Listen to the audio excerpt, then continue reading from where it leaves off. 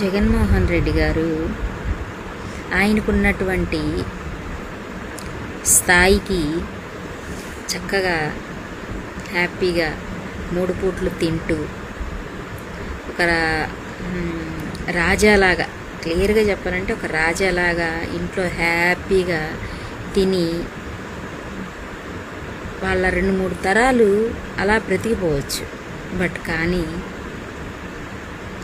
కేవలం మన కోసం జగనన్న ప్రజల్లోకి రావడం, ప్రజల సమస్యలు తెలుసుకోవడం, ప్రజల కోసమే ఆయన ఇన్ని కష్టాలు పడటం అనేది నిజంగా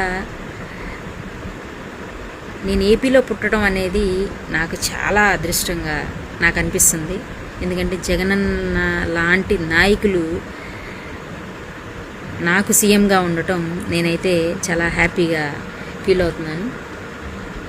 జగనన్న లాంటి ఒక నాయకులు ప్రపంచంలో ఎక్కడ చూసినా కూడా ఒక్కరు కూడా ఉండకపోవచ్చు, ఒక్కరు కూడా జగనన్నని రీక్రియేట్ అనేది చేయలేరు. బట్ జగనన్న అంత కష్టపడుతూ మన కోసం,